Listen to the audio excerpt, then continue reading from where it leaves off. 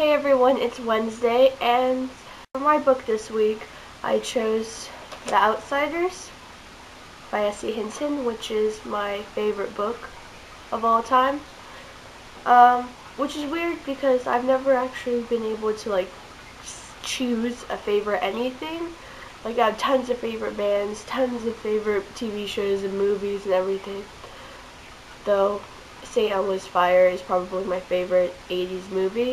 But I love books just as much as I love everything else, but there's something about The Outsiders that it's one of those books that you can read dozens of times and the end still brings you to tears.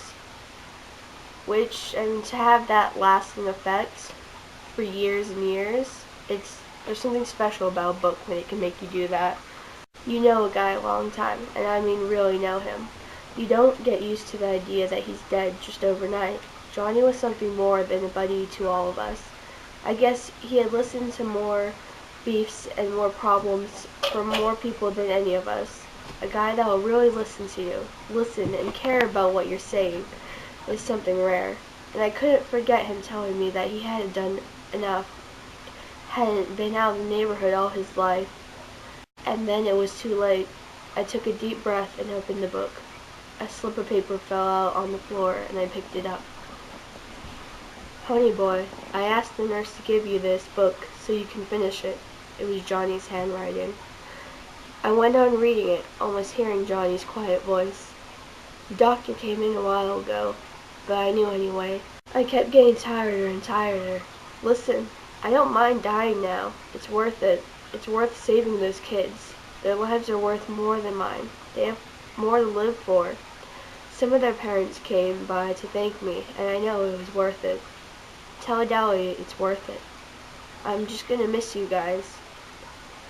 I've been thinking about it, and that poem, that guy that wrote it, he meant you're gold when you're a kid, like green. When you're a kid, everything's new, dawn.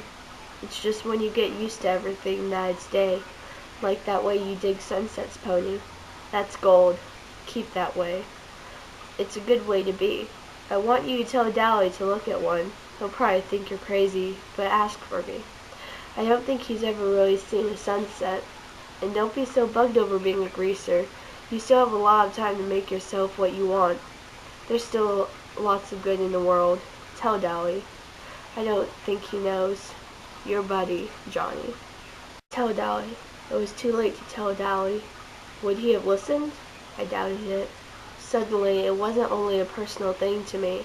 I could picture hundreds and hundreds of boys living on the wrong sides of cities, boys with black eyes who jumped at their own shadows, hundreds of boys who maybe watched sunsets and looked at stars and ached for something better.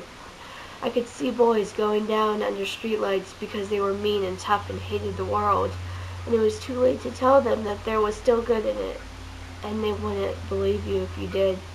It was too fast a problem to be just a personal thing. There should be some help. Someone should tell them before it was too late. Someone should tell their side of the story, and maybe people would understand then and wouldn't be so quick to judge a boy by the amount of hair oil he wore. It was important to me. I picked up the phone book and called my English teacher. I sat down and picked up my pen and thought for a minute, remembering a handsome dark boy with a reckless grin and a hot temper. A tough, tow-headed boy with a cigarette in his mouth and a bitter grin on his hard face. Remembering. And this time it didn't hurt. A quiet, defeated-looking 16-year-old whose hair needed cutting badly and who had black eyes with a frightened expression to them. 1 week had taken all 3 of them, and I decided I could tell the people, beginning with my English teacher. I wondered for a long time how to start that theme, how to start writing about something that was important to me. And finally, I began like this. When I stepped out into the bright sunlight from the darkness of the movie house, I had only 2 things on my mind: Paul Newman and a ride home.